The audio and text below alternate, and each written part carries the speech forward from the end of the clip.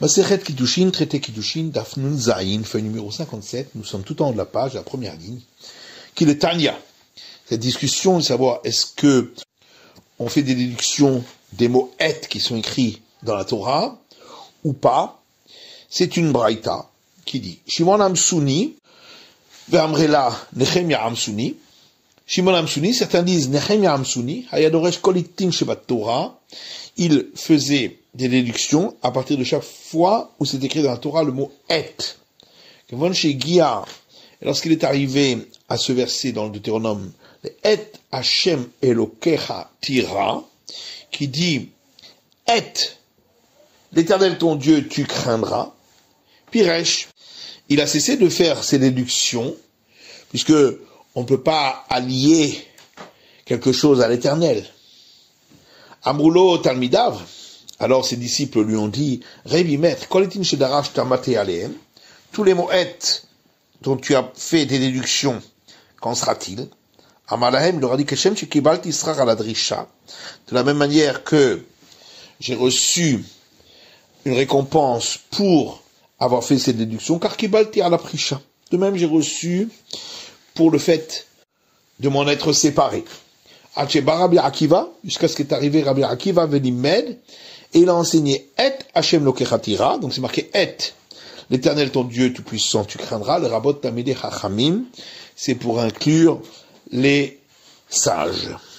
Beregla Arufa, on a vu dans la Mishnah que si quelqu'un fait acquisition d'une femme par lien d'acquisition du mariage avec la génisse dont on a tranché la nuque, durant la cérémonie qui est affectée à cela, eh bien, elle n'est pas acquise puisque cette génisse dont on a tranché la nuque, on n'a pas le droit d'en tirer profit.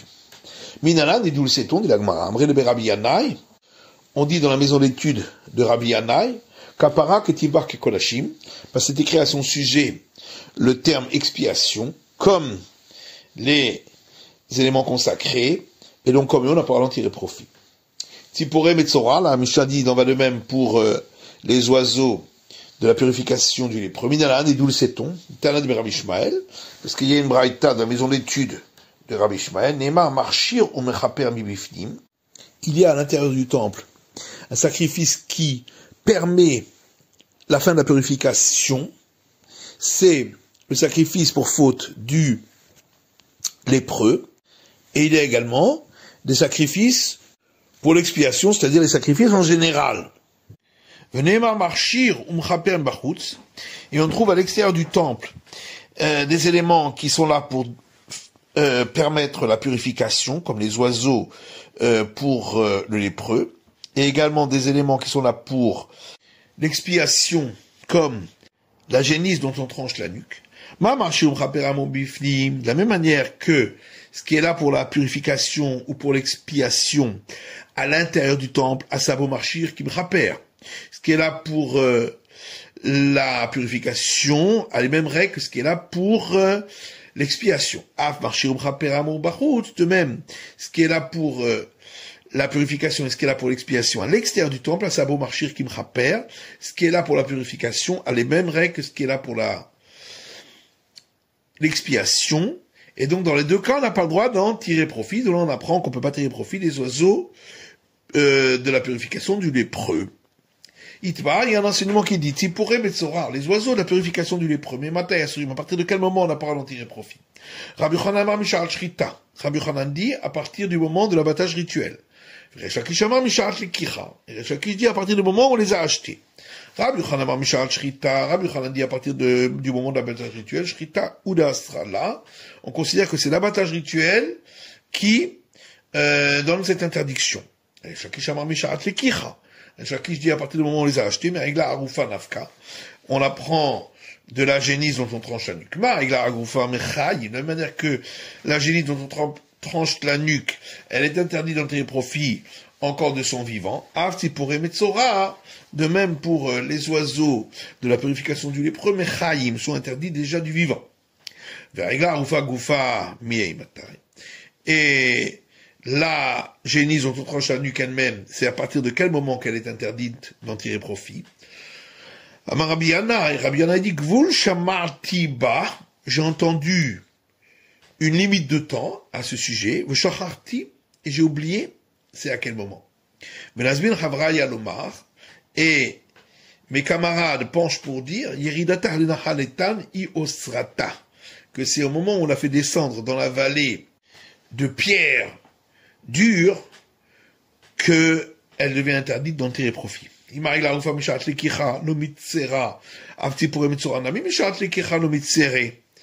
alors, il faudrait dire que de la même manière que la génisse dont on tranche la nuque, c'est pas à partir du moment où on l'a achetée qu'elle est interdite. De même pour les oiseaux, pour la purification des prés aussi, ce ne serait pas à partir du moment où on les a achetés qu'ils seraient interdits. Et l'agma dit acheta, est-ce que vraiment tu peux les comparer à ce sujet? Là-bas pour la génisse, il y a une autre limite de temps, c'est-à-dire le moment où on la descend dans cette vallée. Alors qu'ici, pour les oiseaux de la purification du lépreux, il n'y a pas d'autre limite, puisqu'il n'y a pas d'autre action qui est faite du vivant de ces oiseaux. Et Tivé, il y a une objection, Rabbi Yochanan Resh Lakish, de Rabbi Yochanan Resh Lakish. On voit que il y a une braïta qui rapporte un verset dans le Deutéronome qui dit Kol tzipor teora tochelu, tout oiseau pur, c'est-à-dire d'espèces cachères, vous pourrez manger. Les rabot tameshul lachat, c'est pour inclure l'oiseau qui est renvoyé parmi les deux oiseaux de la purification du lépreux. Et le verset dit, voici ceux dont vous ne pourrez pas en manger, les rabot et shechuta. Ça c'est pour inclure l'oiseau de la purification du lépreux, dont on fait l'abattage rituel. Si tu dis que l'interdiction c'est déjà du vivant, la rachrita mubaria, a-t-on besoin d'un verset pour interdire après l'abattage rituel? Non, on aurait pu croire que ça a les mêmes règles que d'autres éléments sanctifiés, comme les sacrifices de Mechaïm Asiré, qui du vivant sont interdits d'en tirer profit, or après l'abattage rituel, on peut les manger. Comme je parle, c'est pourquoi on vient m'apprendre que non. Et Tivé, autre objection. À partir de Mraïta qui dit Sharta venimtset terefa, l'oiseau de purification du lépreux dont on a fait l'abattage rituel selon la règle, et il s'est trouvé ensuite qu'il avait un défaut, lequel rend en général l'animal impropre à la consommation, Yikarzug la shnia, il faudra alors prendre un autre oiseau pour être le couple avec le deuxième oiseau qui lui n'avait pas de problème. Veharishona muteret bana, et cet oiseau auquel on a trouvé un défaut, celui-là on a le droit d'en tirer profit parce que de toute façon l'abattage rituel qui lui a été fait n'est pas valable. Et alors on pose la question, si on considère que l'interdiction d'en tirer profit c'est déjà du vivant, Arishona même muteret, pourquoi le premier oiseau à qui on a trouvé un défaut serait-il permis d'en tirer profit puisqu'il est déjà devenu interdit au moment où on l'a acheté? Amarlé lui répond à Cham Askinan, ici de quoi parlons-nous? Dans le cas où le défaut a été trouvé à l'intérieur de ses entrailles, et donc était probablement là au moment où on l'a acheté. Et donc il n'y a jamais eu de sanctification qui l'interdise d'en tirer profit. Étivé, autre objection. À partir d'une braïta qui dit Sharta shelo be'ezov. Si on a fait l'abattage rituel d'un des oiseaux, alors qu'on n'avait pas l'hysope pour faire l'aspersion, ou alors qu'on n'avait pas le bois de cèdre, ou alors qu'on n'avait pas l'écarlate du fil du verre à soie. Donc, dans tous les cas, on ne pouvait pas faire l'aspersion. Rabbi Yaakov Omer, Asura. Rabbi Yaakov dit, malgré tout, puisque c'était fait pour accomplir le commandement, il y a l'interdit. Rabbi Shimon Omer, alors que Rabbi Shimon dit, puisque l'abattage rituel s'est fait pas selon le commandement, puisque il n'y avait pas tous ces accessoires, muteret, ça reste permis. Alors,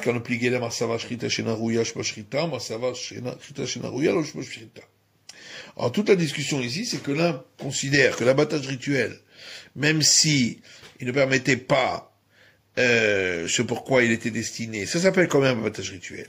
Et l'autre pense qu'un abattage rituel qui ne permet pas ce pourquoi il est destiné, ça s'appelle pas abattage rituel, c'est pourquoi l'oiseau est toujours permis. En tout cas, tout le monde est d'accord que du vivant, il n'y avait pas d'interdit, sinon il n'y aurait pas de discussion, puisque c'était déjà interdit du vivant. Et la Gemara dit Tanaï, effectivement, il y a là-dessus une discussion entre les maîtres du temps de la Mishnah, les Tana de Rabbi Shmuel, puisqu'il y a une braïta, la maison d'études de Rabbi Shmuel qui dit on a trouvé des sacrifices pour permettre la purification, d'autres pour l'expiation à l'intérieur du temple, et on a trouvé des éléments pour permettre la purification et d'autres pour l'expiation à l'extérieur du temple. Donc comme on l'avait dit, de la même manière que ce qui permet la purification et ce qui permet l'expiation à l'intérieur du temple, ben, ils ont les mêmes règles. De même pour ce qui permet la purification et ce qui permet l'expiation à l'extérieur du temple, ben, ça vaut marcher qui me rappelle ce qui est pour la purification a les mêmes règles que ce qui est pour l'expiation, comme on a expliqué. Et donc d'après cet avis, pour l'oiseau du lépreux, c'est déjà du vivant qu'il est interdit, exactement comme la génisse dont on a tranché la nuque, puisqu'on a vu qu'on leur a donné les mêmes règles. Goufa, on reprend la braïta qu'on avait vu plus haut. Quand il portait au le verset dit « Tout oiseau pur vous mangerez ». Pourquoi c'est marqué « Tout oiseau pur » Le rabot pour inclure « Et ameshulahat ». L'oiseau qu'on renvoie, parmi les deux oiseaux de la purification du lépreux, qu'il est autorisé. Et le verset poursuit en disant, et voici ce que vous ne mangerez pas parmi eux, le rabot et ashkuta, pour inclure l'oiseau dont on fait l'abattage rituel, parmi les deux oiseaux de la purification du lépreux, qu'il est interdit. Et pourquoi on dirait pas l'inverse? Alors Rabbi Yochanan dit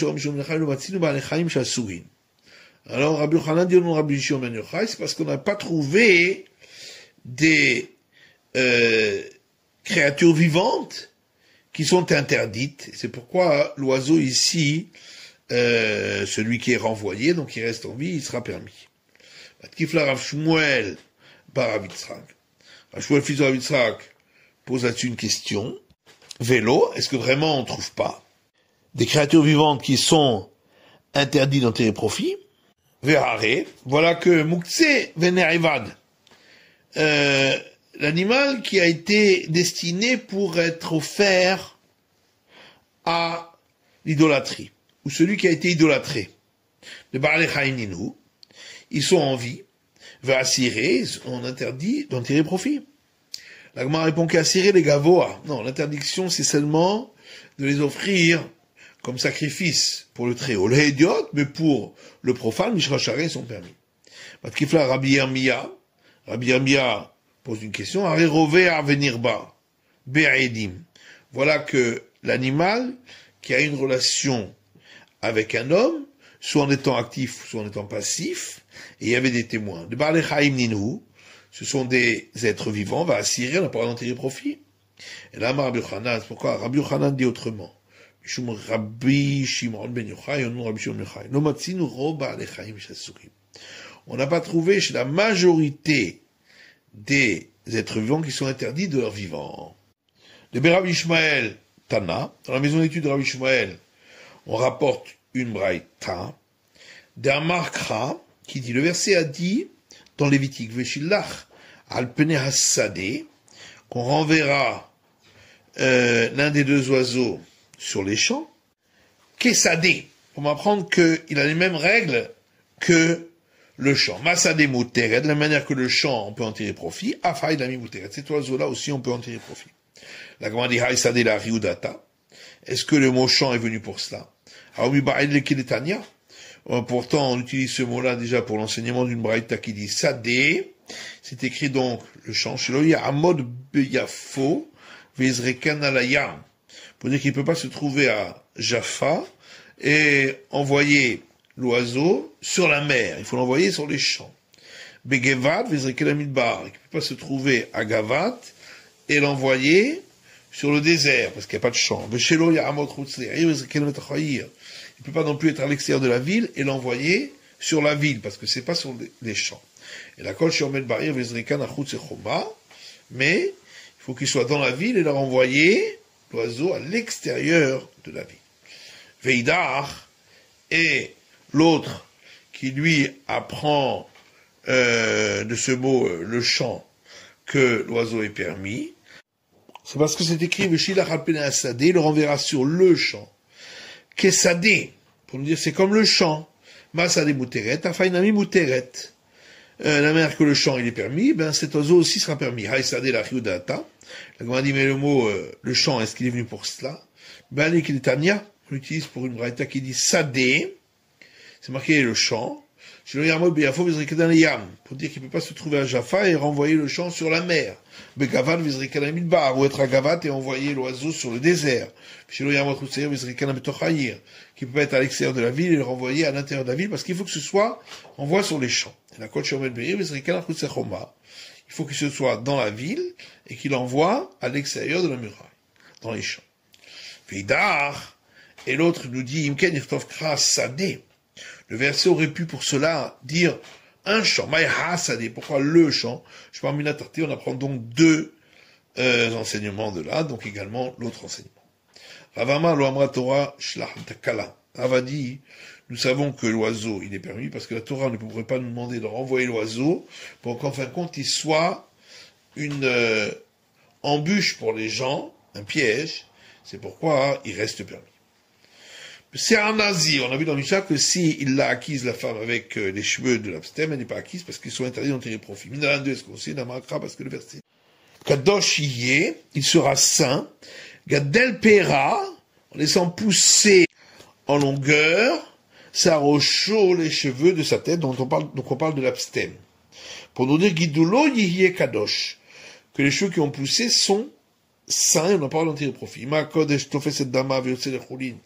de la même manière que ce qui est saint, si on le revend, eh bien, ça donne la sainteté sur l'argent, la contre-valeur, et lui-même devient profane. C'est un nazir, peut-être serait pareil pour les cheveux de l'abstème. Tofé cette damav, si on le vend, c'est l'argent qui devient interdit, violcer la chouline, et les cheveux deviennent profanes. La Gemara Karinan Kodesh. C'est pas marqué, élément sanctifié. Pour dire que ça n'est même rien. Kadosh, Karinan. On le lit saint. Et donc, ça a la règle des éléments saints dont on n'a pas tiré profit. Peter Hamor, on a dit qu'également, s'il a acquis la femme avec, le premier-né d'un âne. Les mamans titines de Rabbi Shimon. Est-ce qu'on va dire que notre mission ne suit pas Rabbi Shimon? Parce qu'il y a une braïta qui dit Peter Hamor Asobana. Le premier-né de l'âne n'a pas en tiré profit, il est Rabuda. C'est la vie de Rabuda. Rabbi Shimon m'attire, Rabbi Shimon autorise. Amaram Nachman Amaraba Baravua. Ram Nachman répond au nom de Rabba Baravua.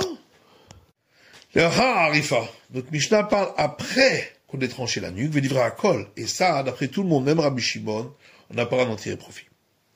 Bassa Bechalam, et la Mishnah a parlé également du mélange de viande et de lait, que c'est interdit d'en tirer profit.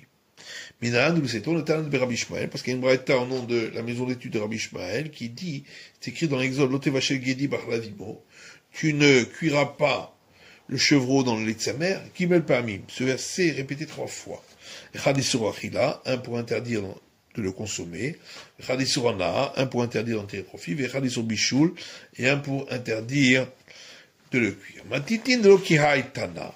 Et notre mission ne suit pas l'enseignement de cette baraita. L'Éternel, parce qu'il y a une baraita qui dit, Rabbi Shimon ben Yehuda Omer, Rabbi Shimon fils de Yehuda dit, Basa b'chala v'soba achila. Le mélange de viande et de lait, on n'a pas de le manger, ou mutar ba'anam, on aura d'en tirer profit chez Nema, puisqu'il est dit dans le Deutéronome, Kiram kadosh ata Hashem lokecha, car tu es un peuple saint pour l'Éternel, toi le Dieu puissant, l'otevachel gedi b'chalavimo, tu ne cuira pas le chevreau dans le lait de sa mère. Oulala, nos mères, et ailleurs il dit, Vanche kodesh tiyunli, et les hommes saints vous serez pour moi. Donc on utilise à nouveau le terme saint, donc il y a une similitude des termes, pour dire mal alan asoba achila, Mutabana, de la même manière que là-bas, dans l'Exode, quand on a dit des hommes saints, vous serez pour moi, c'est écrit au sujet de l'interdiction de l'animal qui a été tué sans abattage rituel, et donc on n'a pas le droit de le manger, mais on aura d'en tirer profit. Ici aussi, on n'aura pas le droit de le consommer, mais on a le droit d'en tirer profit. On a vu dans la Mishnah qu'il y a également des animaux non consacrés, dont on a fait l'abattage rituel dans le parvis du temple, on n'a pas à en tirer profit, et donc si on a acquis une femme par acquisition d'un mariage avec cela, elle n'est pas acquise. Maintenant, d'où sait-on qu'on n'a pas à en tirer profit? Amar Rabbi Yochanan dit Mishum Rabbi Meir, au nom de Rabbi Meir, Amra Torah. Car la Torah a dit, Shrot li besheni, fais l'abattage rituel de mes sacrifices dans mon domaine, c'est-à-dire dans le parvis du temple, veshelcha, et les tiens, ceux qui sont profanes, dans ton domaine, c'est-à-dire en dehors du temple. Ma sheli beshelcha assour, et de la même manière que mes sacrifices, si tu fais l'abattage rituel dans ton domaine à toi, ils sont interdits d'en tirer profit. Avshelcha besheli assour. De même, si tu fais l'abattage rituel de tes animaux à toi dans mon domaine à moi, ils seront interdits. Alors à ce moment-là, on devrait dire également que de la même manière que si tu fais l'abattage des miens, donc des sacrifices, dans ton domaine, c'est-à-dire à l'extérieur du temple, il y a la sanction du retranchement. Alors pareil, si tu fais l'abattage des tiens, donc des animaux profanes, dans mon domaine, c'est-à-dire dans le temple, il devrait y avoir la sanction du retranchement. C'est parce que le verset dit, dans le Lévitique,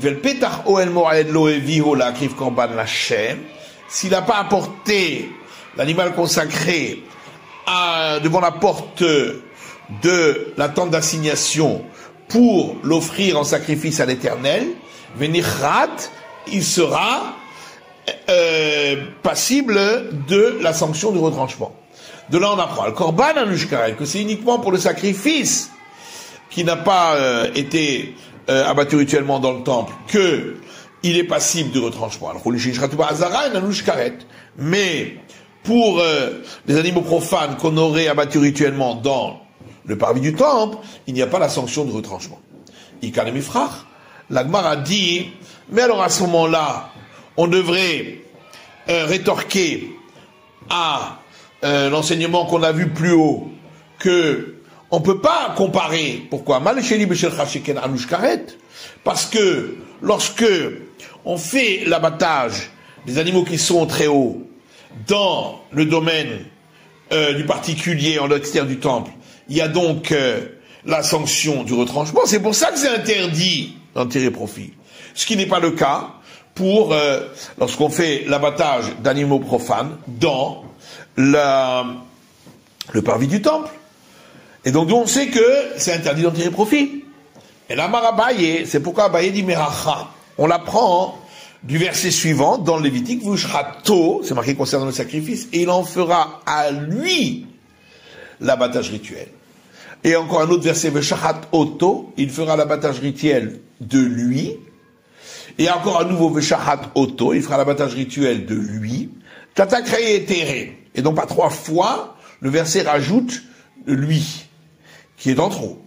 Madame Lomak, c'est pour l'apprendre quoi? Le fichier Neymar, parce qu'il est dit un autre verset dans le Deutéronome, qui Rakmumcha Makom, lorsque tu seras loin de l'endroit du temple, Vizavarta, tu feras l'abattage rituel de tes animaux à toi profanes. Pour nous apprendre, tu peux faire l'abattage rituel de ces animaux éloignés de l'endroit du temple, donc à l'extérieur du temple. Mais tu peux pas les abattre à un endroit proche, c'est-à-dire dans le parvis du temple. De là, on apprend que les animaux profanes, on n'a pas le droit de les abattre rituellement dans le parvis du temple. Mais de là, j'aurais déduit uniquement dans le cas où ils sont sans défaut parce que ils sont aptes à être offerts en sacrifice. D'où est-ce que je sais qu'on inclut également cet interdit pour ceux qui ont un défaut, puisque de toute façon, on n'aurait pas pu les offrir.